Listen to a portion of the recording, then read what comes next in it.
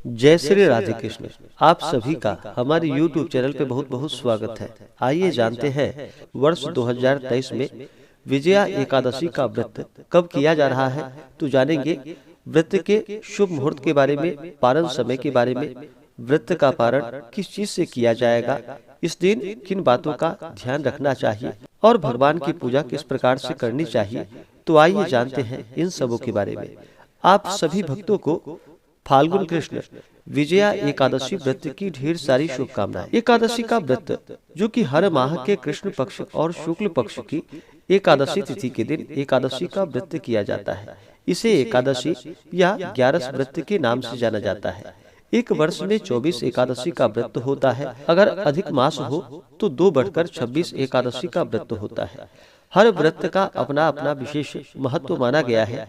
इसी प्रकार से फाल्गुन मास कृष्ण पक्ष की विजया एकादशी व्रत का अपना विशेष महत्व है। जो भी भक्त सच्ची श्रद्धा के साथ, नियम और निष्ठा के साथ विजया एकादशी का व्रत करते हैं, इस व्रत के प्रभाव से धर्म शास्त्रों के अनुसार सभी परिस्थितियों पर विजय प्राप्त करने का सामर्थ्य प्राप्त होता है। इस व्रत को पूर्व समय में भगवान श्री राम ने किया था और इस व्रत के प्रभाव से भगवान राम जो कि समुद्र पार कर पाए थे और लंका पर विजय की प्राप्ति हुई थी। विजया एकादशी के व्रत में इस दिन लक्ष्मी नारायण का पूर्ण श्रद्धा भक्ति भाव के साथ पूजन करना चाहिए।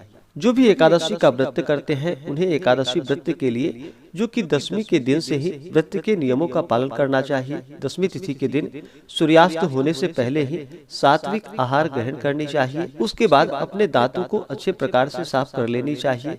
रात्रि में ब्रह्मचर्य का पालन करना चाहिए। भगवान नाम का स्मरण करते हुए सोना चाहिए और एकादशी तिथि के दिन सुबह ब्रह्म मुहूर्त में उठ करके नित्य क्रियाओं से निवृत्त हो करके गंगा नदी में स्नान करना चाहिए। अगर गंगा नदी में स्नान ना कर पाए तो घर के नहाने के पानी में ही थोड़ा सा गंगा जल मिला करके माता गंगा का स्मरण करके स्नान करना चाहिए और फिर व्रत का संकल्प लेना चाहिए। भगवान लक्ष्मी नारायण से प्रार्थना करनी चाहिए कि हे लक्ष्मी नारायण भगवान, आज मैं विजया एकादशी का व्रत करने जा रहा हूँ या करने जा रही हूँ।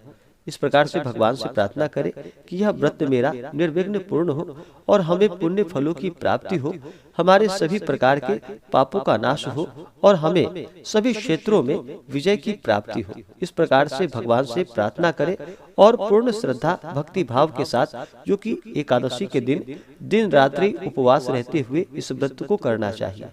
जो उपवास नहीं रह पाते हैं, जिनका स्वास्थ्य सही ना हो, वो एक समय फलाहार ग्रहण करें।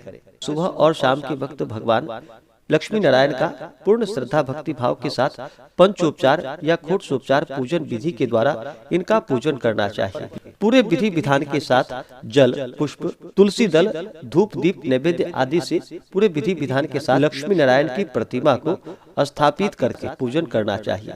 इस दिन भगवान को जो कि पानी फल का अवश्य ही भोग लगाना चाहिए और उसे प्रसाद के रूप में भी ग्रहण करना चाहिए, जिसे कि बहुत से जगहों पर सिंघाड़े भी कहे जाते हैं। तो इसका भोग भगवान को इस दिन लगाए और उसका प्रसाद के रूप में आप ग्रहण कर सकते हैं। इसी प्रकार से इस दिन भगवान का पूरे विधि विधान के साथ सुबह और शाम के वक्त पूजन करें और रात्रि में भजन कीर्तन करते हुए, जागरण करते हुए कलश के सामने बैठ करके ही जहाँ पर भगवान की प्रतिमा स्थापित की हो वहीं पे पूजन करके और रात्रि में जहाँ तक हो सके भजन कीर्तन करते हुए कलश के सामने ही समय को व्यतीत करनी चाहिए और अगले दिन जाकर के फिर द्वादशी तिथि के दिन जाकर के इस व्रत का पारण जो कि समय के अनुसार करना चाहिए।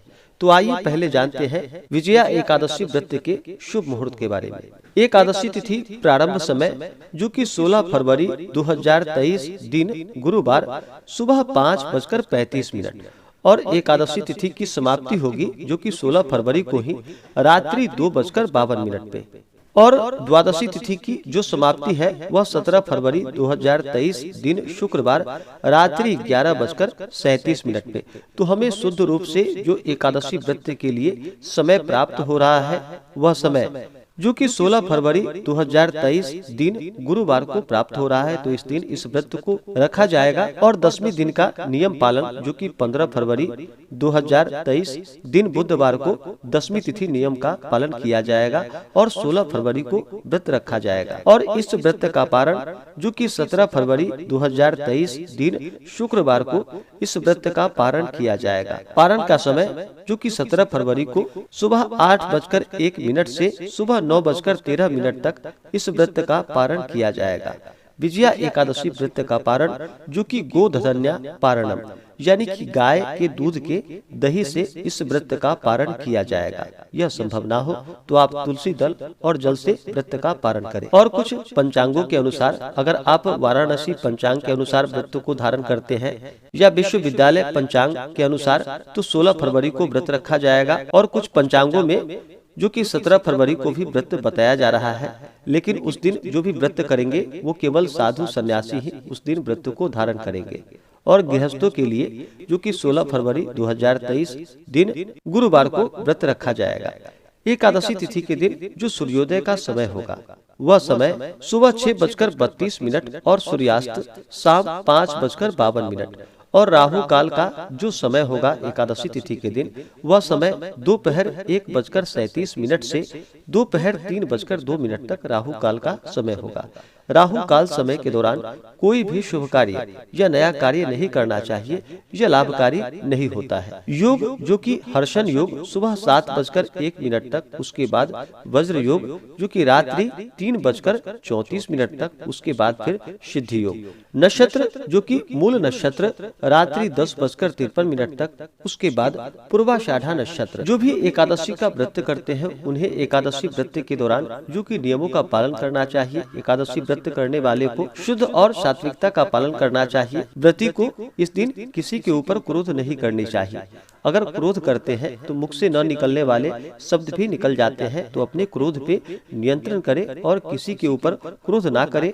अपने से बड़ों का सदा ही आदर और सम्मान करें, महिलाओं का सदा ही सम्मान करें, धर्म का आचरण करते हुए रहें। और व्रत के दौरान जो कि तामसिक वस्तुओं का प्रयोग बिल्कुल भी नहीं करनी चाहिए, जैसे कि लहसुन, प्याज, मांस, मदिरा, अंडा आदि का सेवन नहीं करनी चाहिए। धर्म का आचरण करते हुए रहना चाहिए। जहाँ तक हो सके दान पुण्यों का कार्य करना चाहिए और भगवान नाम का स्मरण, भजन, कीर्तन करते हुए ही इस दिन समय को व्यतीत करना चाहिए।